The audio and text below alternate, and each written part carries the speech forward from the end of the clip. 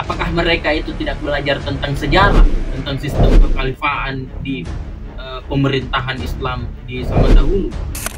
Melalui kegiatan bedah buku, masyarakat diperkenalkan konsep-konsep pemerintahan Islam dan peranannya dalam menyelesaikan masalah umat.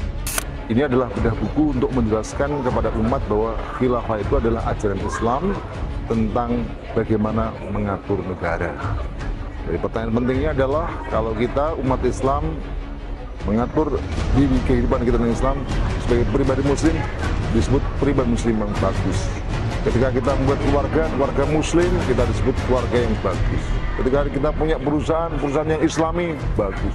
Ketika punya pendidikan yang islami, bagus. Tapi kenapa begitu kita bicara negara Islam, seolah-olah menjadi kejahatan?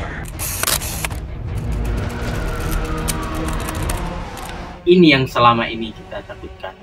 Kemunculan ustadz itu kayak si Ustadz Rohmat Islobi itu, si pendiri HTI, besar HTI di Indonesia yang kembali aktif melakukan gerakan-gerakan konvoynya, mengumpulkan masyarakat untuk mengompori tentang sistem pemerintahan ataupun sistem perpolitikan yang ada di Indonesia.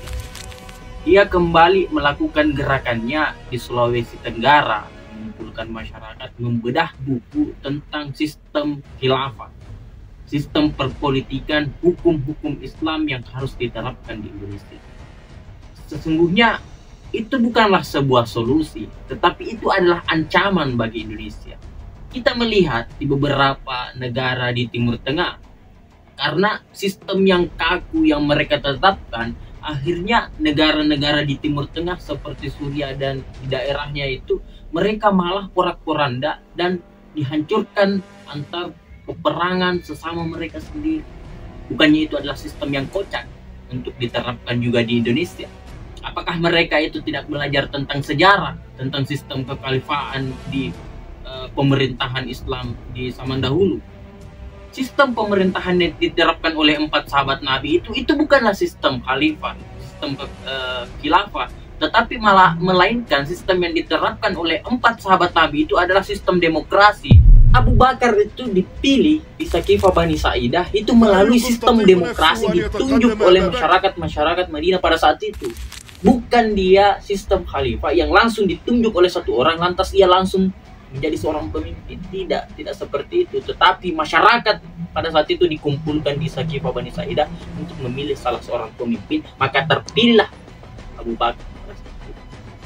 Nah, dari buku yang dituliskan oleh Philip Kahipti yang berjudul History of the Arab, dari semua sistem khilafah yang terbangun dalam sistem perpolitikan umat Islam itu, hampir semua itu adalah proses-proses yang gagal. Karena kenapa? Karena setiap ingin pergantian sebuah pemimpin, maka terjadi perang saudara antar mereka sendiri. Bahkan kelompok Syiah yang dulunya pernah berperang dengan pasukan Umayyah di Karbala pada saat itu kan karena masalah perpolitikan, di mana Husain yang diminta untuk menggantikan kepemimpinan Umayyah pada saat itu, karena dari kelompok Syiah ini mereka juga sangat menginginkan kekuasaan kekhalifahan, sehingga terjadilah bentrok di antara mereka. Akhirnya pasukan Husain yang jumlahnya sekitaran 400 orang itu dibantai dengan pasukan sebanyak 3.000 orang kalau tidak salah di dalam buku History of the Arab. Ya, dibantai di Karbala itu bukan karena persoalan ideologis, bukan karena persoalan teologi, tetapi persoalan tersebut adalah persoalan politik. Sehingga hari ini kita melihat bagaimana kelompok-kelompok HTI itu kembali mengompori masyarakat tentang hukum-hukum Islam. Apakah mereka tidak mempelajari sejarah-sejarah yang selama ini terjadi? Di dunia ini tidak ada satupun negara yang menerapkan sistem khilafah. Karena kenapa? Sistem khilafah itu sangat berisiko terhadap sebuah negara.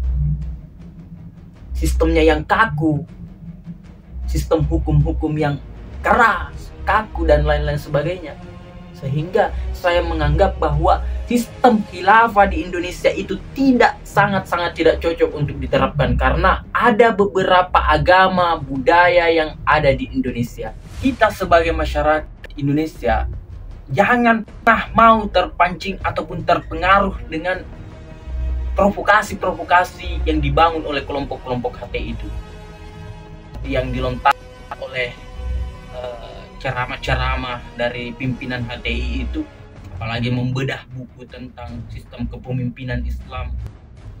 Sebenarnya bukan ke masalah kepemimpinan Islam mereka mau terapkan, tetapi mereka ingin menguasai perpolitikan di negeri ini.